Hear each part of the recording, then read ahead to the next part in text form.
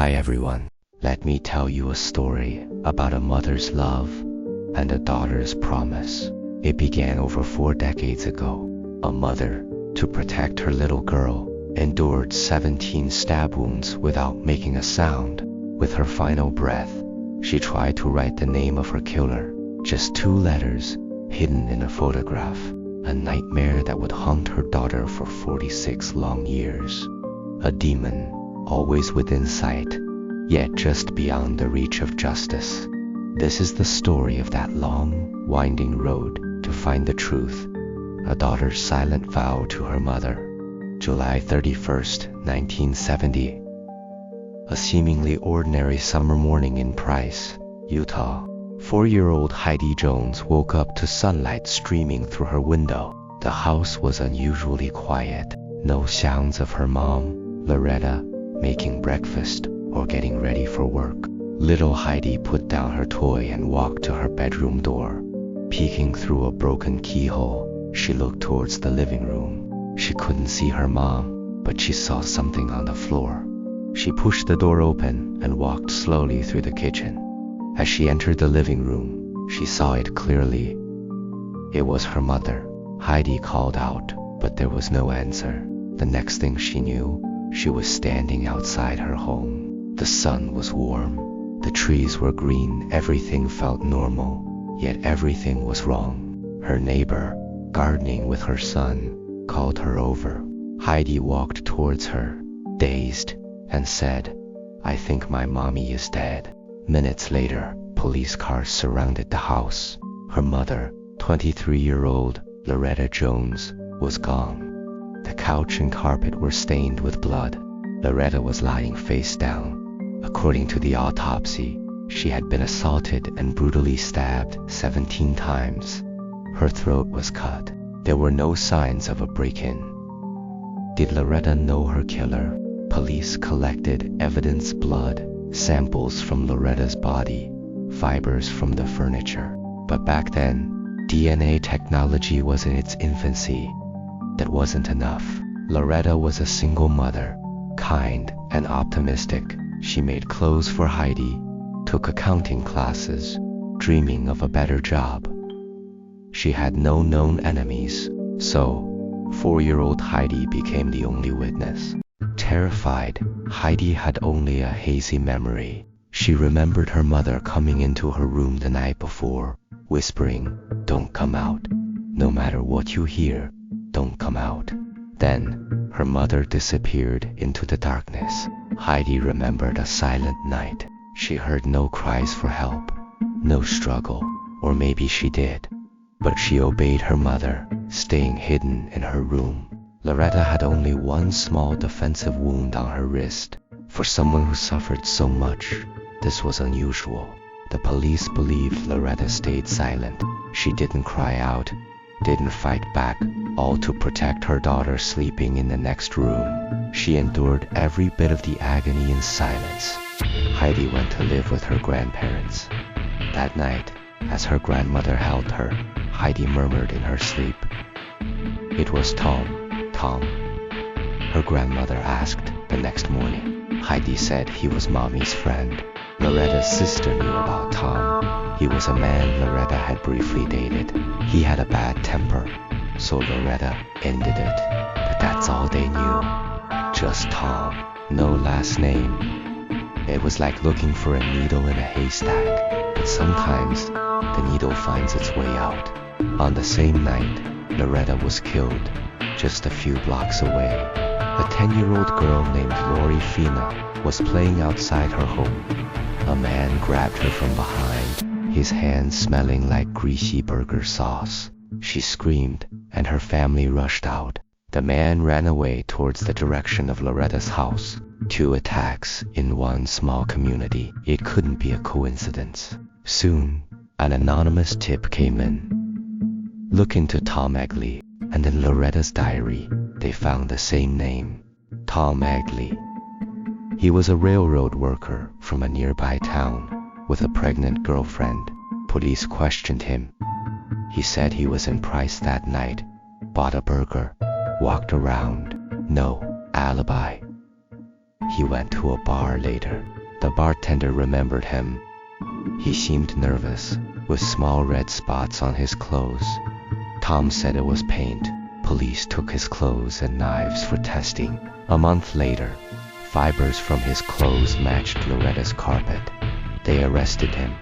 The young girl, Lori, who was attacked, identified him from the smell and the glimpse, but she never saw his face clearly. Over time, she grew less certain. Without DNA, the fiber evidence was weak. Tom had dated Loretta. The fibers could have been from another time. At a hearing 3 months later, Tom was set free. Loretta was laid to rest on a peaceful, sunny day. Heidi decorated her mother's casket with flowers and little hearts. They had only 4 years together, but Heidi knew someday they would meet again. A year later, with no new evidence, Loretta's case grew cold, filed away in a dusty archive.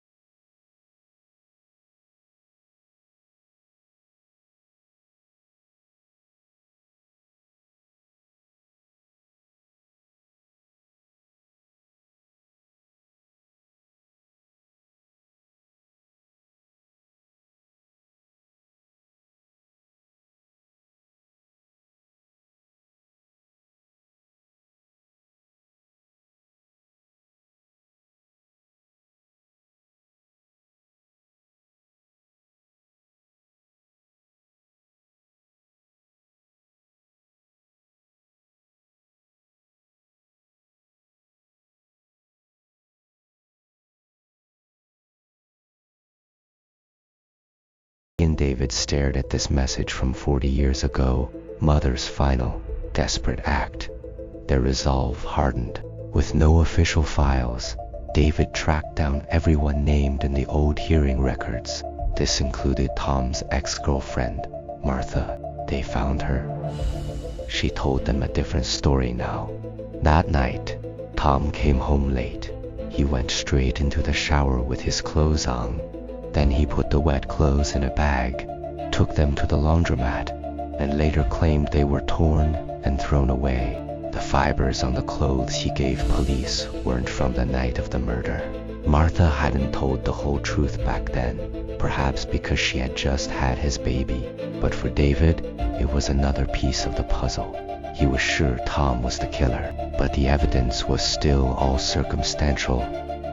The notebook, the blood letters, Martha's new story. David decided to talk to Tom directly.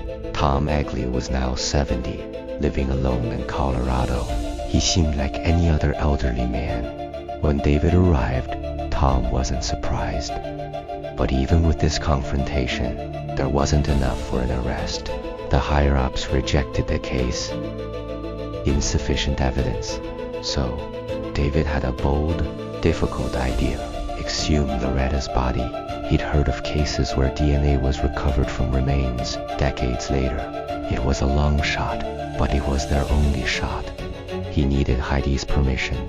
For Heidi, if there was any chance, she would take it.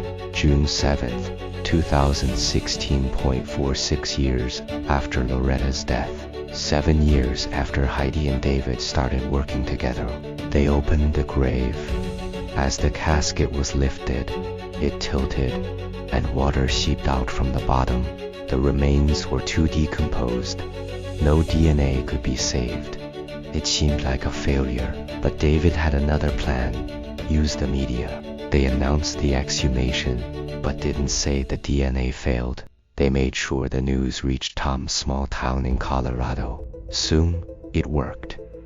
A neighbor of Tom's, Lisa Carter, called. Her husband was a cop. She said Tom had asked her to watch his dog, saying, "The police will be coming for me soon." Lisa agreed to help. Wearing a wire, she spent weeks talking to Tom, gaining his trust, pretending to have marital problems. Slowly, she drew the truth out of him. He confessed. He was drunk. He went to Loretta's, wanted to be with her. She refused. She ran to Heidi's room, whispered a warning, then came back out to face him. He stabbed her. He assaulted her. He cut her throat, and she never screamed. He said, "Not a sound." In July 2016, Tom agreed to meet David. He was tired of running. He said, "Tell Heidi I'm sorry I killed her mom." Soon after, he was arrested. To ensure a conviction, Heidi agreed to a plea deal. Tom pleaded guilty to murder. At 76, he was sentenced to 10 years in prison, but Heidi vowed to fight any chance of his release.